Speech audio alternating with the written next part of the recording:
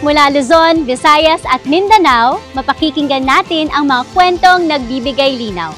Kung gaano kahalaga ang ating mga barangay sa pagpapabuti ng ekonomiya at pang-araw-araw nating buhay.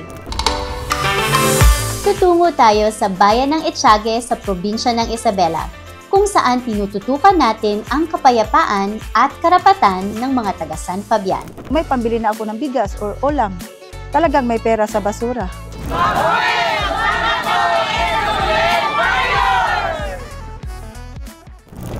Sa barangay Sumangdaku, Cebu naman, pinagkakakitaan ang mga basurang dati pakalat-kalat lang. Samahan niyo rin ako sa Barangay Mintal, Davao City. Bumibida rito ang kabataan na may malasakit sa kapaligiran. Ako po si Cap Jessica D ng Buhay Barangay TV, kung saan natututo tayo ng sabay-sabay sa katangi-tanging mga barangay.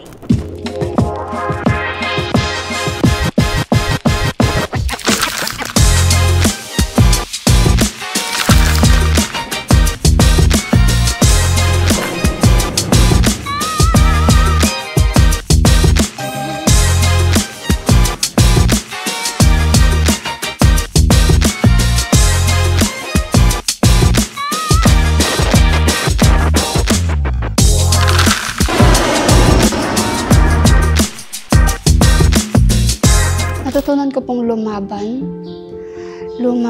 at mahalin po ulit yung sarili ko. Bagamat po na mayroon po kami pangamba, tutuparin lang po namin yung tungkulin namin na binigay po sa amin.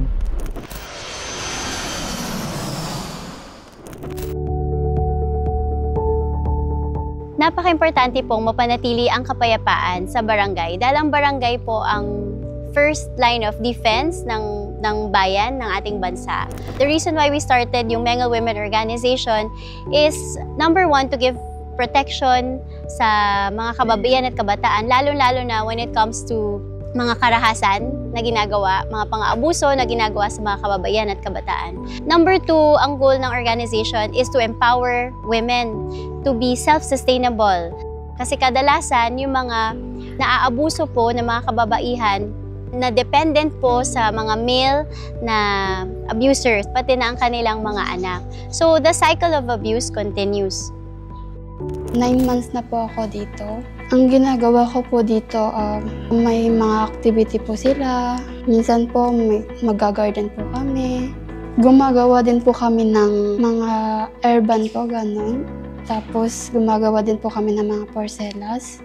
Natutunan ko pong lumaban at mahalin po ulit yung sarili ko.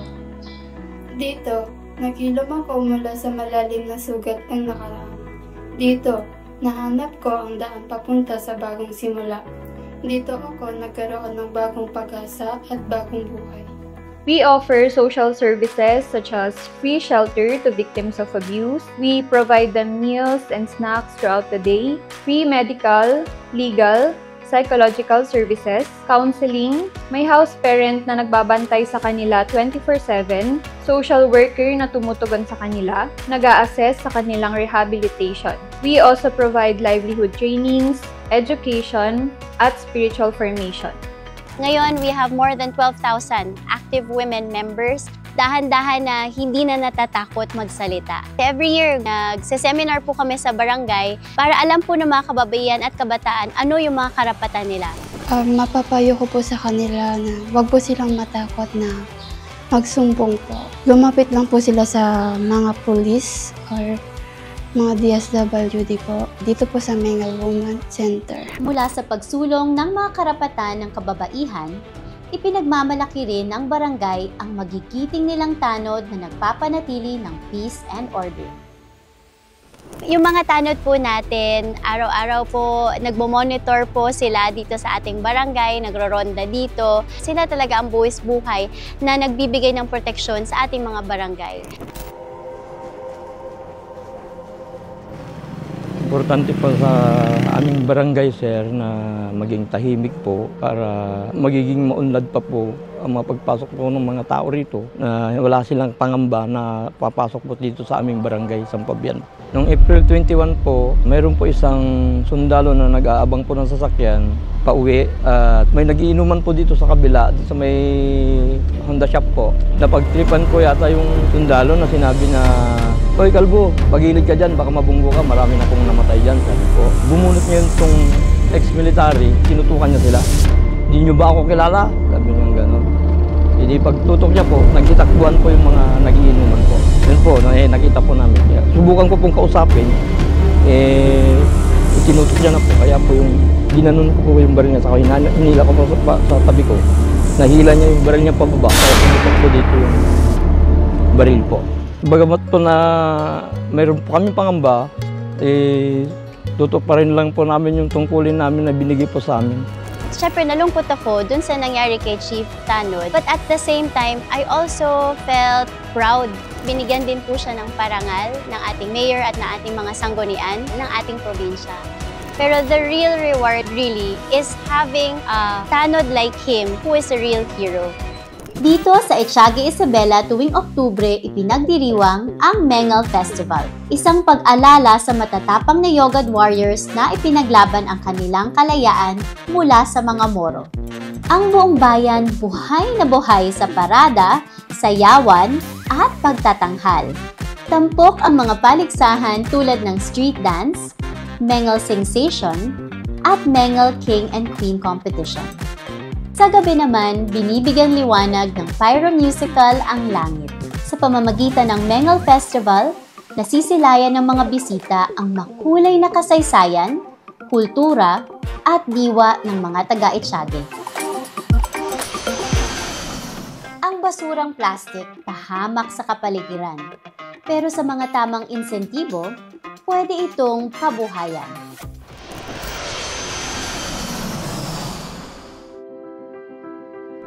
Yes, mayroong pera sa basura.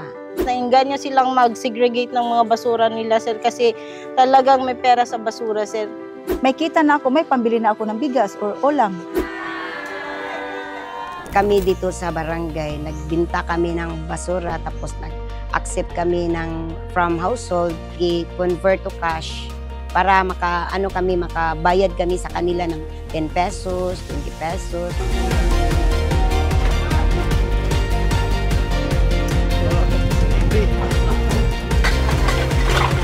Yung solid waste bank book namin dito sa barangay, yung green sa household, yung yellow pala for porok yun, at saka yung blue, yung mga establishment dito sa barangay Subang Dako.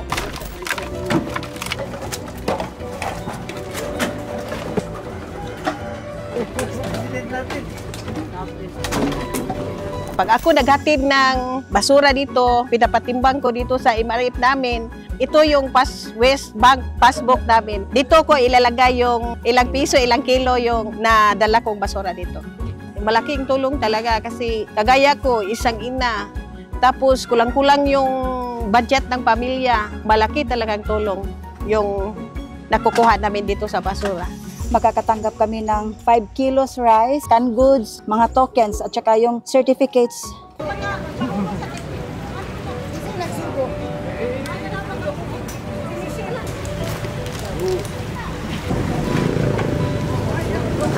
Yung clean up drive namin sa barangay, every Saturday, kami free breakfast, mostly doon sa Mahiga Creek. Doon makakuha kami ng mga pit bottles. Marami, isang truck, 2 truck ang makukuha namin na basura. Nung nag-umpisa na kaming mag-MRF, mag-segregate ng mga basura, hindi na nila tinatapon yung mga bottles nila sa ilog.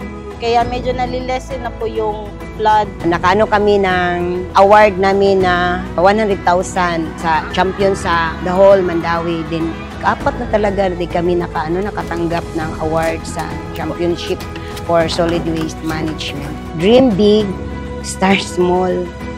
So seryoso talaga ang sa solid waste management kay may pira talaga ang basura.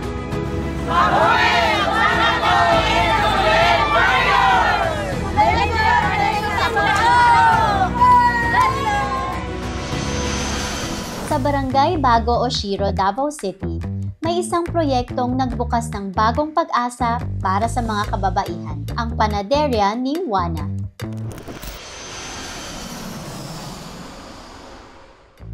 Binubuo ito ng 18 kababaihan na sumali sa TESDA training. Sa loob ng 21 araw, natuto silang mag-bake ng sari-saring pagkain. Higit sa lahat, natutunan nilang gawing kabuhayan ang kanilang talento. Sa tulong ng Barangay Council at programang Women in Action for Change at mula rin sa budget ng Gender and Development o GAD, unti-unting nabuo ang panaderyang hatid ang kabusugan at masarap na pagbabago. Thank you so much from Pretty Bakers of Panaderia ni Juana! Yay!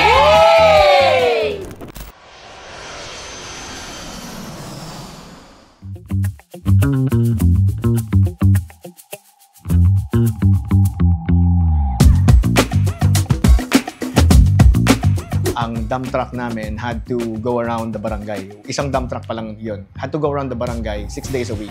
Paminsan, tumatama pa ng linggo. Meron kaming dump site. Walang personnel to segregate or whatsoever. So, bumabaho. Marami kaming dengue. MIRCA is Mintal Resource Collectors Association. So, MIRCA is an organization created by the Barangay Mintal as project beneficiary ng FINLA, which is Philippines, Indonesia, and Sri Lanka.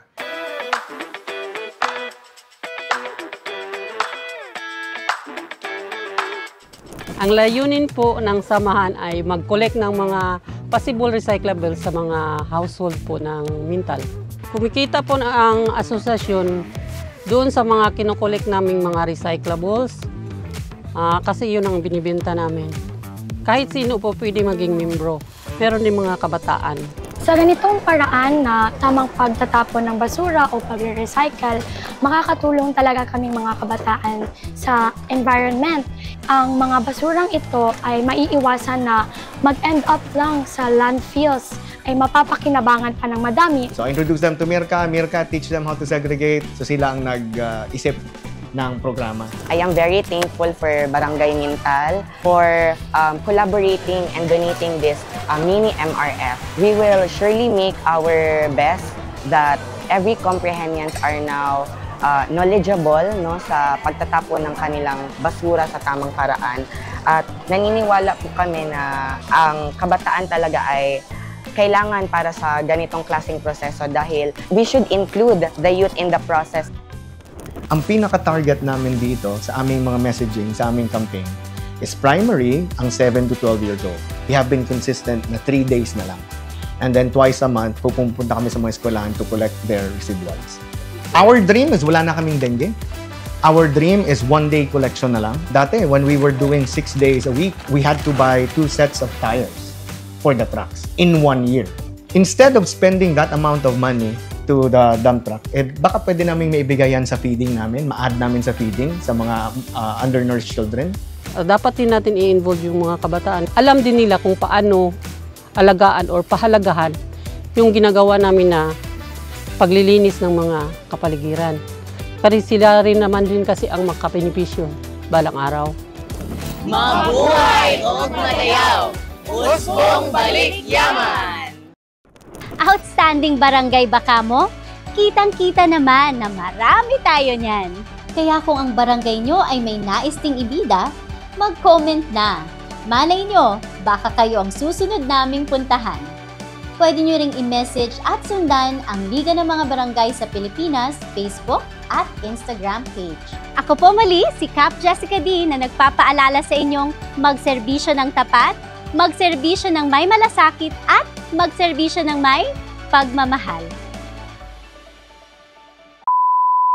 Ang layo. No, sumabay sa'yo. Ay, kanina wala pa yun eh.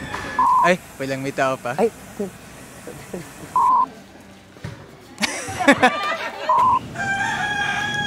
Go ahead, go ahead. I'm with my best friend, Alex.